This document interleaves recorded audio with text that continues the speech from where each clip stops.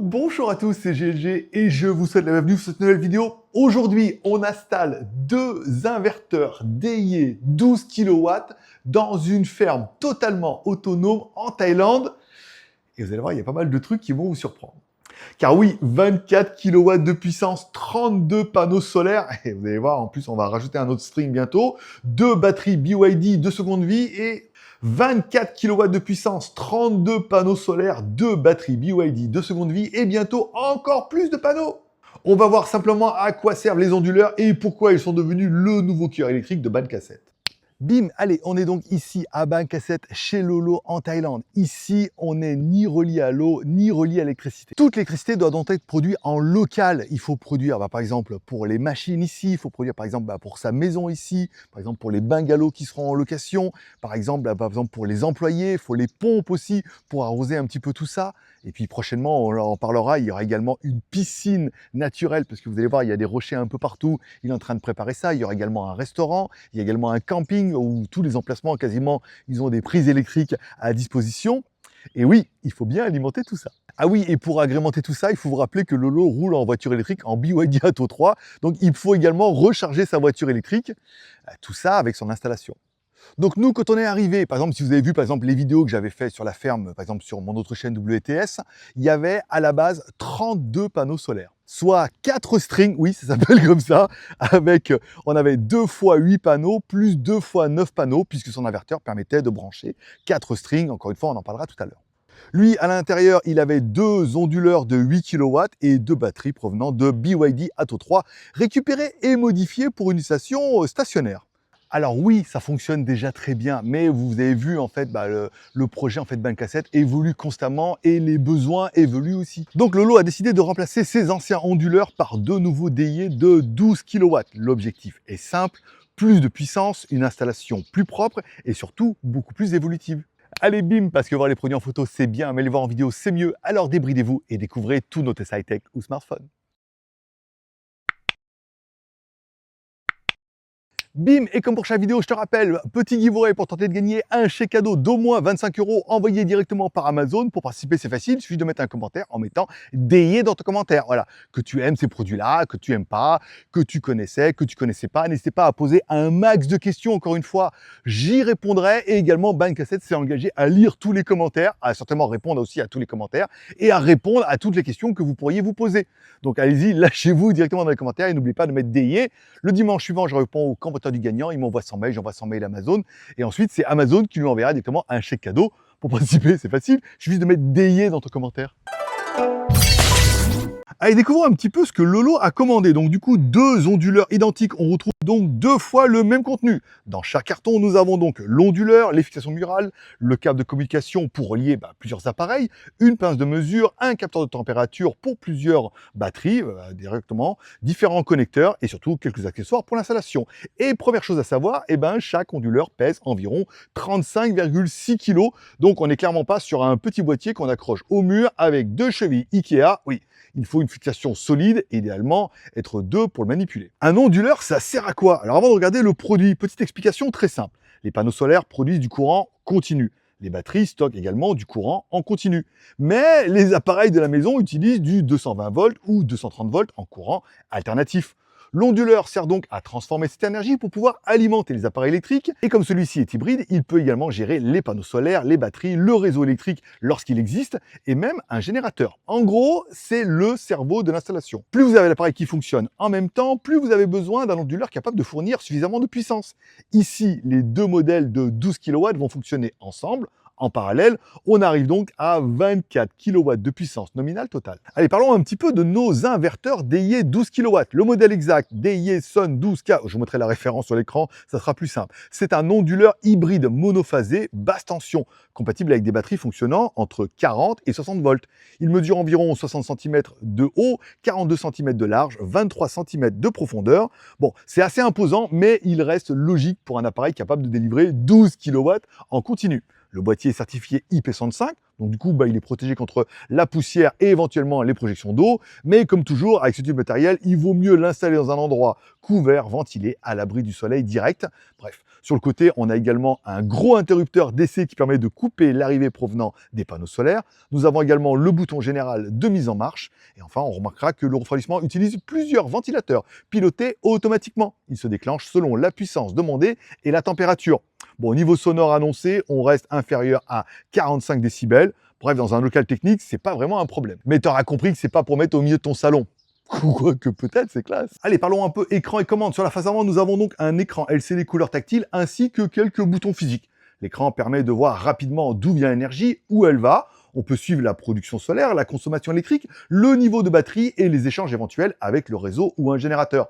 C'est plutôt bien fait. Même sans être un spécialiste du solaire, le schéma permet de comprendre facilement ce qui se passe. Les menus serviront ensuite à configurer les batteries, les priorités, l'alimentation, la charge, la décharge ou encore le fonctionnement du générateur. Au niveau connectique, bien sûr, toute la connectique principale se trouve sous l'appareil et derrière le capot inférieur. On a d'abord l'entrée de la batterie. Voilà. Nous, on verra sur le nôtre, c'est à gauche, encore une fois. C'est ici que l'onduleur récupère ou envoie l'énergie vers les batteries.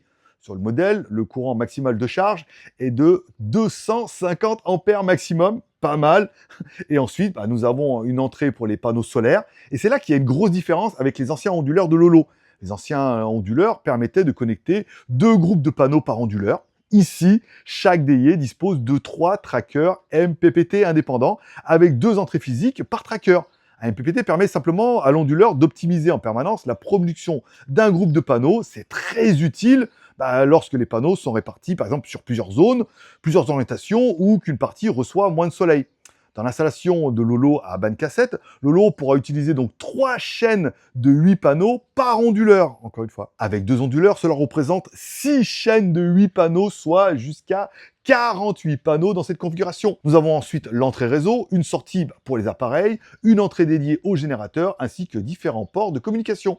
Il y a notamment les connexions BMS pour dialoguer avec les batteries, les ports RS485 et CAN, le port Wi-Fi, la pince de mesure et les connexions nécessaires pour faire fonctionner les 2 onduleurs ensemble. Bon, vu de dessous, ça peut paraître compliqué, mais finalement, chaque connexion correspond simplement à une partie de l'installation. Les panneaux, les batteries, les appareils, le générateur ou la communication. Allez, parlons un peu des panneaux solaires. Quand on est arrivé à bande cassette, il y avait 32 panneaux solaires répartis en 4 chaînes de 8 panneaux, avec 2 chaînes reliées avec un ancien onduleur. Ils sont répartis en 4 chaînes de 8 panneaux, avec 2 chaînes reliées à chaque ancien onduleur. Le panneau d'une même chaîne sont branchés en série. Cela permet d'augmenter la tension tout en limitant le courant dans les câbles. Ça permet d'avoir des petits câbles et donc du coup une grosse tension et une puissance élevée. Ce qu'il faut retenir, c'est que le nouveau DI accepte davantage de groupes de panneaux et laisse beaucoup plus de marge pour faire évoluer l'installation. Pour le modèle 12 kW, DI annonce jusqu'à 19,2 kW de puissance photovoltaïque, puisque ça fait 3 fois que je le fais, maximale en entrée. Une tension maximale de 500 volts et une plage MPPT comprise entre 150 et 425 volts.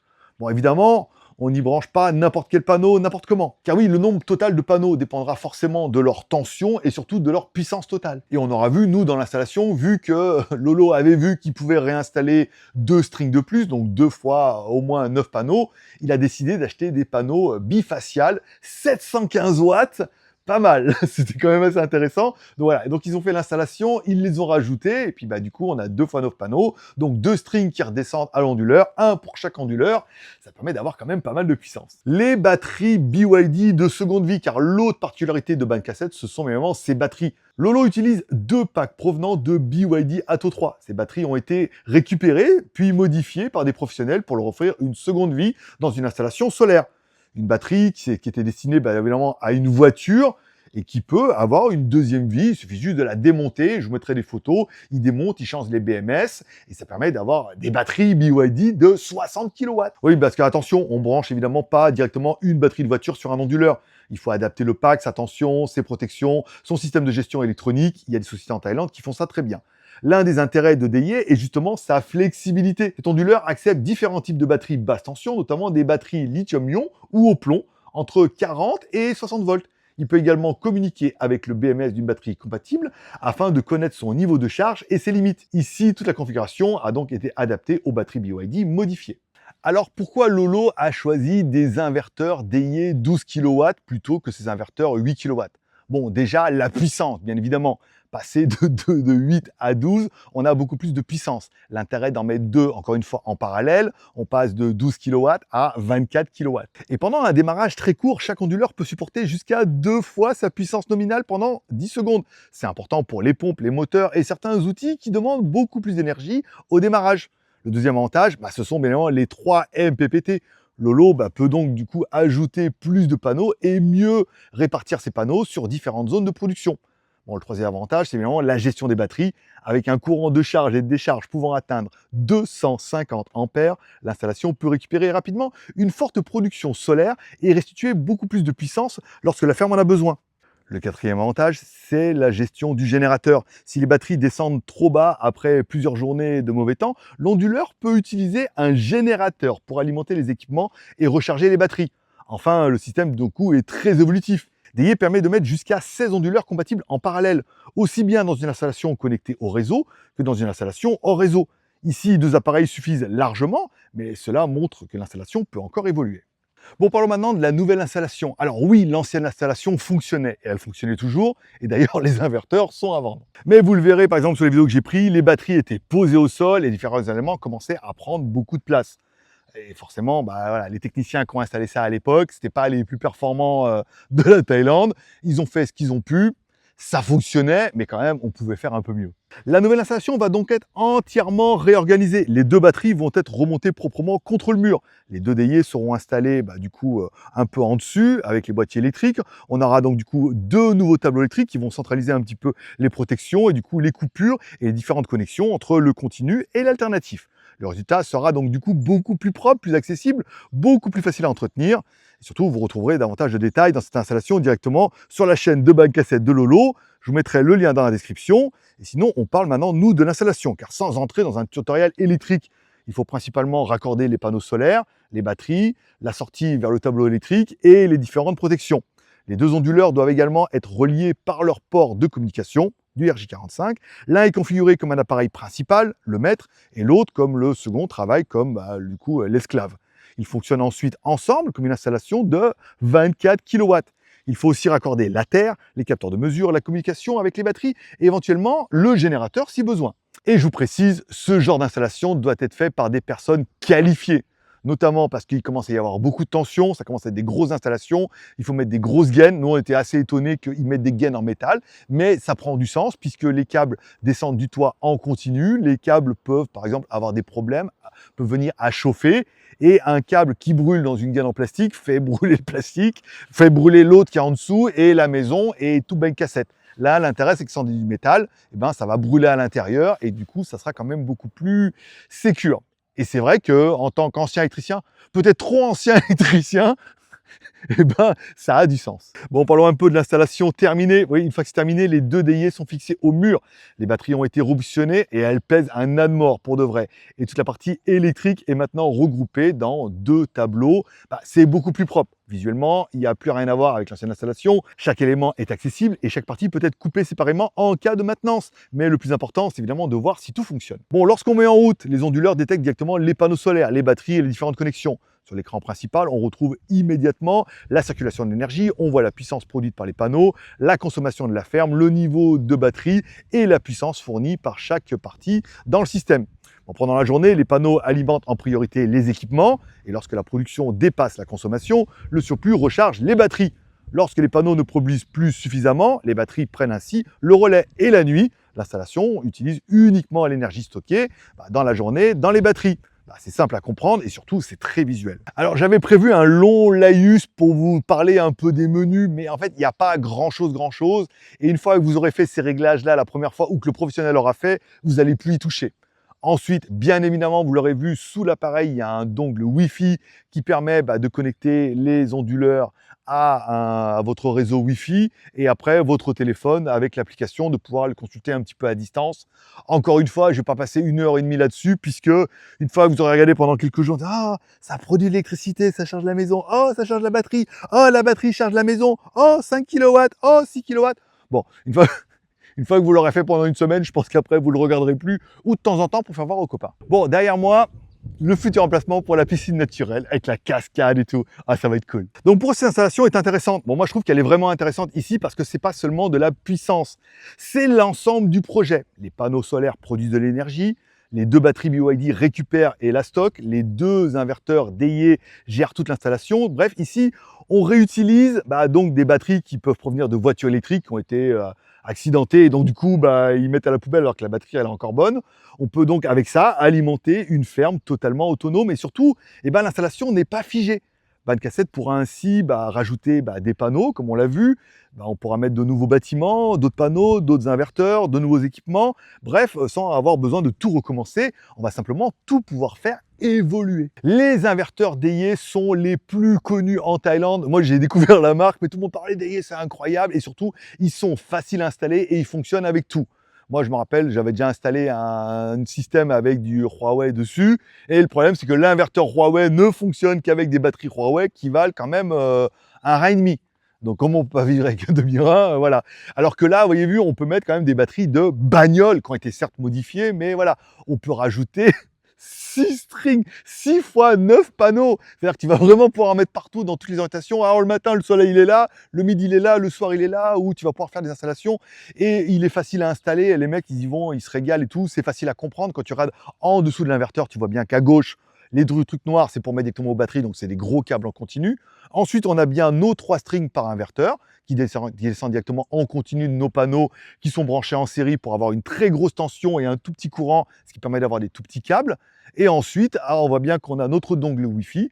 Et ensuite, le 220 volts, soit pour mettre par exemple au réseau électrique EDF ou autre, ou pour alimenter directement ta maison, puisque ça fait un peu les deux et c'est lui qui prend un peu le relais.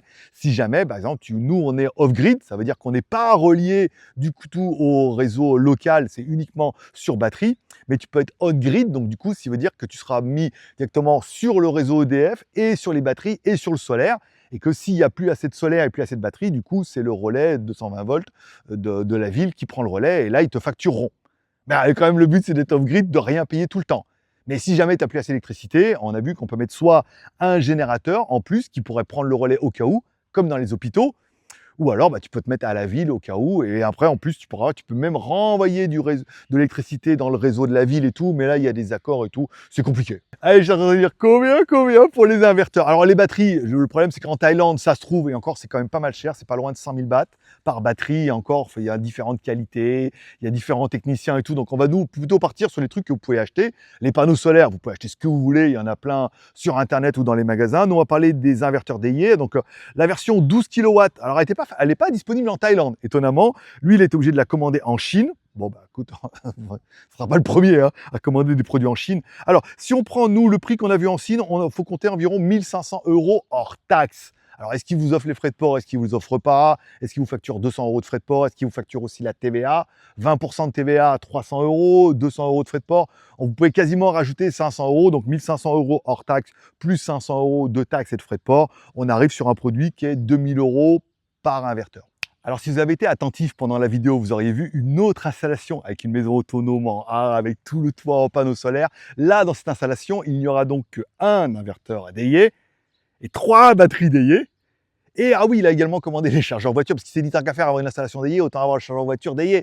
Donc il a également un chargeur de voiture DIE pour acheter sa voiture qui se branche. Il vous expliquera ça directement sur sa chaîne YouTube, puisqu'il y aura une vidéo qui sera DIE. Je crois qu'il a prévu de faire vraiment une vidéo pour chaque type, là, quand il les a reçus, quand il les a déballés, quand il les a installés, avec l'inverteur, le rajout des panneaux. Il vous expliquera tout ça. Alors t'es pas obligé de doubler les coûts. Encore une fois, un seul peut suffire. On verra ça surtout dans la maison, parce que j'ai prévu de faire l'installation, de rester dans la maison et surtout de rester une semaine, par exemple, dans cette maison en étant full autonome. Il récupère l'eau de pluie, il la filtre, il utilise l'énergie solaire, en plus on viendra en bagnole électrique, on va la recharger et tout. Ça peut être une belle aventure, donc du coup, moi je serais toi, je m'abonnerais. Allez, moi ce que j'ai aimé, alors moi j'ai noté ce que j'ai aimé, alors la flexibilité, encore une fois, des appareils, on peut gérer les panneaux, les batteries, le générateur et plusieurs onduleurs avec un seul système. J'ai également aimé les 3 MPPT par inverteur.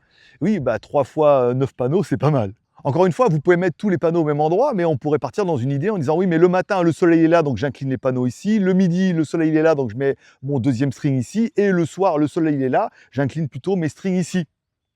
Tu comprends que ça a du sens? Bon, la puissance, c'est vraiment un gros point fort. Encore une fois, vous avez vu, on a un inverteur de 12 kW, possibilité de brancher un deuxième en, en parallèle, en maître esclave, d'avoir 24 kW, d'en mettre 3, 36 kW, d'en mettre... Bon, je ne vais pas te le faire tous comme ça, mais vous avez vu qu'on peut quand même en mettre beaucoup. Bon, l'écran, il est bien, l'installation, elle est facile, ça peut gérer n'importe quel type de batterie, il y a de la puissance, ils ne sont pas excessivement chers, c'est très qualitable parce que tout le monde en parle de ça ici, tout le monde installe ça puisque, voilà, encore une fois, c'est flexible, malléable et il y a une garantie et ça fonctionne bien. Qu'est-ce que je peux dire de plus, moi? Bon, qu'est-ce que j'aurais pas aimé moi pour le produit? Eh ben, on est plus sur des produits, on va dire, comme lui dans son idée, c'est industriel et agricole. Encore une fois, le produit fait 36 kg, il est massif et en plus, il y a des petits ventilos qui se mettent en route qui font quand même un petit bruit, hein, on va pas se mentir. Donc forcément, ça ne sera pas adapté à toutes les maisons ou à tous les environnements. Après, c'est vrai que si vous avez un local technique, bien évidemment, bah, vous les mettez dedans et vous êtes tranquille. Alors, petite conclusion, bon, au-delà du fait que c'est la première fois que je fais ce type de produit sur la chaîne, donc excusez-moi s'il y a quelques erreurs, si j'ai oublié des trucs, n'hésitez pas à me dire en commentaire des choses que vous voudriez savoir, ou que j'ai oublié d'expliquer, ou que j'ai mal expliqué, ou peut-être que je me suis embrouillé. Encore une fois, le but, c'est de présenter un truc qui est une configuration qui est incroyable pour moi, avec des batteries BYD, des inverteurs, des panneaux solaires, et de prouver que oui, on peut être totalement off-grid, mais en fonction de votre consommation, bah, il faut une installation qui est aussi adaptée. Et puis, bah, ça permet aussi peut-être de lancer d'autres marques qui vont se dire: «Ah ouais, tain, il peut faire du solaire», et notamment ici, où vous avez vu, il y a quand même le champ des possibilités, sans mauvais jeu de mots, est quand même énorme. On va pouvoir faire pas mal de trucs et on va pouvoir installer. Il a possibilité, lui, de racheter des installations.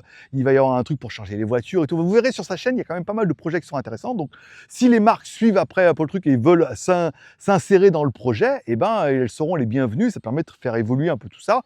Et gageons que lui vous fera des vidéos, bien évidemment, et que bah, je ferai des vidéos aussi pour ma chaîne. Bon, on est quand même en Thaïlande, on est quand même l'été, il fait quand même 35 degrés, je suis bien transpirant, on va faire la conclusion à l'intérieur avec la clim. Bim, et ça sera tout pour cette vidéo. Allez, à toi de me dire en commentaire qu'est-ce que tu penses un peu de cette installation. Alors oui, là forcément, on est sur une installation presque industrielle ou agricole. Alors c'est trop, c'est pas assez. On verra que si vous allez par exemple sur la chaîne YouTube de Ban Cassette, je vous mettrai le lien directement dans la description, et ben il va vous présenter également par exemple ce qu'est Ban Cassette, comment vous pourrez venir également ici en vacances, en camping, manger, éventuellement dans la piscine. Ah, l'inverteur vient de se mettre en route. Et ben, alors, vous pourrez voir un petit peu tous ces projets, et notamment l'autre projet Bungalow qui arrivera pour vous en vidéo peut-être fin août avec une maison complètement autonome. Je vais vous spoiler directement sur mon Instagram, on va peut-être vous spoiler également sur sa chaîne YouTube, vous pourrez voir un petit peu. Donc à vous de me dire en commentaire, qu'est-ce que vous pensez un petit peu de ces inverteurs DAYE, par exemple avec cette installation qui est quand même pour moi assez incroyable avec les panneaux solaires et tout, mais c'est vrai qu'ils fonctionnent quand même plutôt bien et ils sont assez malléables et c'est quand même plutôt une bonne chose. N'oublie pas de mettre DAYE dans ton commentaire pour participer directement à mon giveaway. Comme tous les pouces sont permis, t'as aimé la vidéo, pouce en l'air, t'as pas aimé la vidéo, pouce en bas. Ça, c'est toi qui vois. Et comme dirait ta mère, t'en loupes pas une, alors n'hésite pas à lui donner raison en n'oubliant pas de cliquer là-bas sur mon logo et de cliquer sur la cloche pour ne pas louper ma prochaine vidéo. Parce que alors, si vous aimez le solaire, j'ai une grosse série qui arrive. Solaire, électrique, voiture électrique, il y a pas mal de maisons autonomes, vivre dans une maison autonome en eau, en électricité, voilà. Il y a pas mal de choses qui vont arriver, notamment avec Ban Cassette, bien évidemment. Donc tu cliques là-bas, tu t'abonnes, tu cliques sur la cloche et moi, je vous remercie d'être passé me voir, ça me fait plaisir. Je vous souhaite à tous une bonne journée, prenez soin de vous, prenez soin de vos proches, gardez le moral et surtout, restez ouverts. Moi, forcément, je vous kiffe. Je vous donne rendez-vous dans quelques jours. Bye bye.